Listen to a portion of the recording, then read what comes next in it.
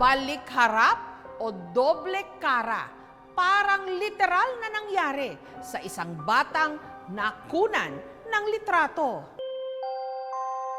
Sir, tara, picture tayo.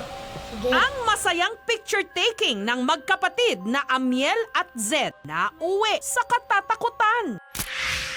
Sa kanila kasing pagpipicture-picture, may nang photobomb?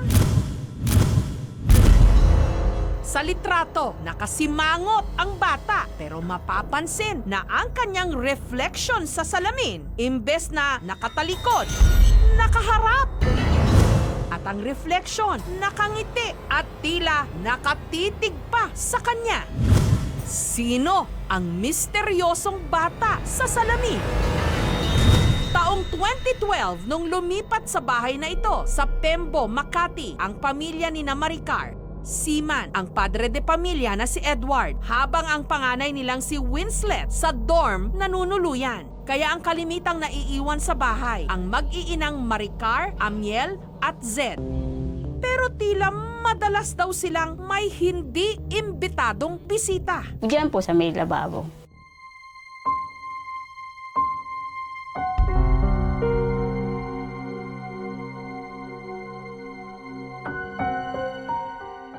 Pagkapalwa, nagugas po akong pinggan para po may nakatingin sa akin. Maging ang kanilang 4 na taong gulang pa lang na bunso na si Zed, bigla-bigla na lang daw may kinakawayan. Minsan magsasabi po yan na, "Hi." Sabi ko, "Zed, sino yung kausap mo dyan?" "Wala kami, ayun, no, may bata tayo." Sabi ko, wala naman eh. Di na-describe mo siya. Multo. Ano nga scary nga. Ano nga itsura niya?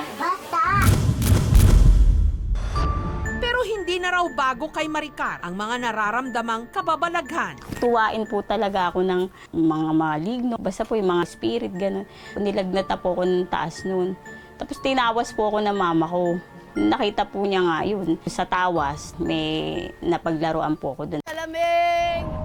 Hanggang taong 2013, isang matandang babae ang naglako ng buy one take one na salamin sa kanilang lugar dahil na rin daw sa awa at sa murang alok nito na pabili si Maricar. Mambili niyo na, maawa na kayo kasi wala akong pampamasay papuntang Bulacan. May sakit po rin yung anak ko. Magkano nga po? Tapos sabi niya, 300. Sino po kasama niyo na lumuwas dito? Wala po, ako lang po kasi nga po nag-aano po talaga ako na mabenta to kasi nga po may sakit po yung apo ko. Ang kambal na salamin isinabit ni Maricar sa kanilang sala at kwarto.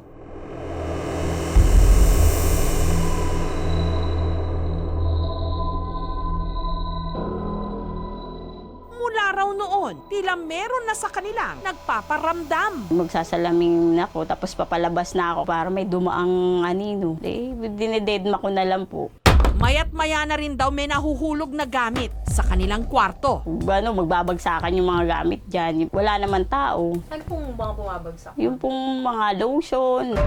At ang kanilang bunso na si Zed, tila may iba raw na nakikita. Umiiyak po siya, narinig ko. Tapos po, may nakikita daw siya. Tapos sabi ko, "Zed, huwag ka na umiyak." Tapos natatakot na po din ako, umiiyak na po din ako. Ba't ano yung sinasabi niyo nakita niya nun? Nandito daw po sa may, harapan. Sa takot, hindi na raw sila natutulog sa kwarto. Inilabas na rin nilang kanilang kama sa sala. Ang kanilang takot, meron nga bang basihan?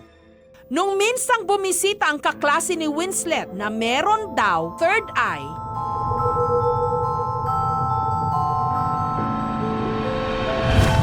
Sabi niya, "Eto, dito, tita, meron dito kasi dati itong talahiban eh. Pero itong pwesto na to, may lumang bahay daw po dati dito, panahon pa raw po ng Hapon."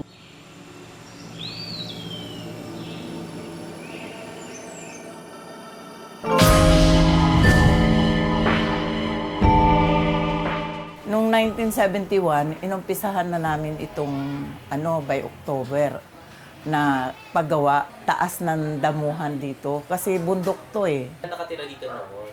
Wala. Meron po talagang nagpaparamdam sa amin. Puti lang ang suot.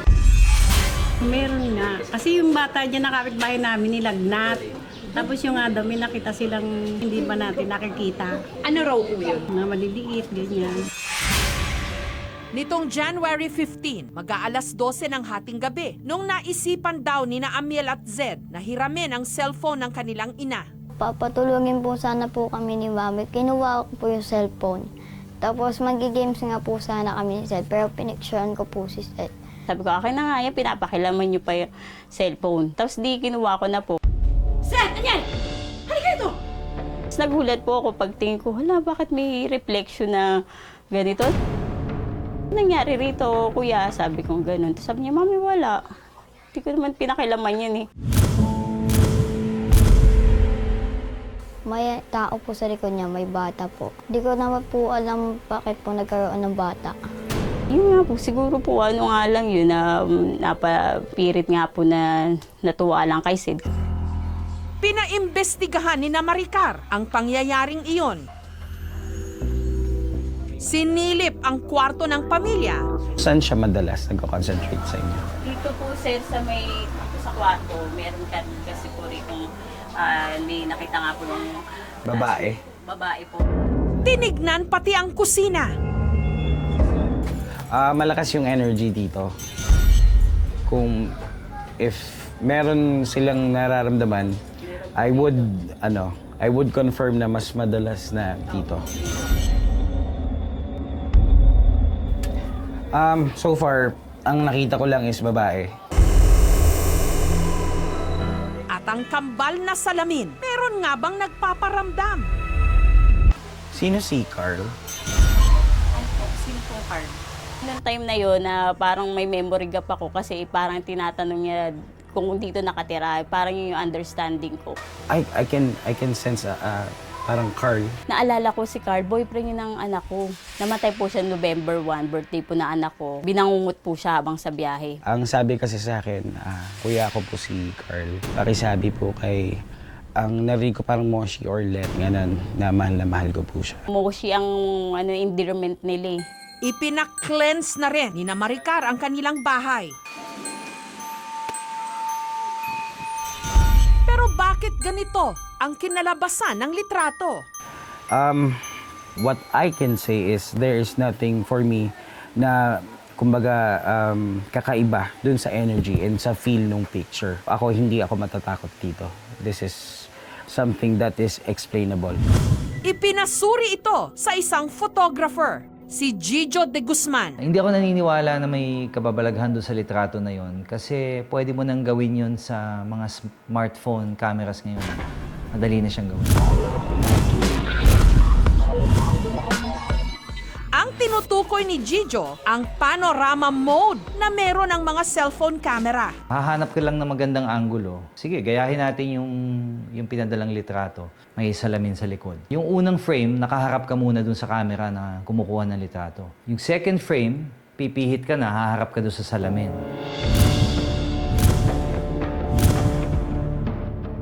Isa pang napansin ko yung puyo niya. Yung puyo niya, makikita mo nandito sa ibabaw ng kaliwang noo. Yung bata sa salamin, yung puyo niya, nandun na sa kanang noo niya, lumipat sa kabila. So bakit lumipat? Kasi reflection, bumaliktad.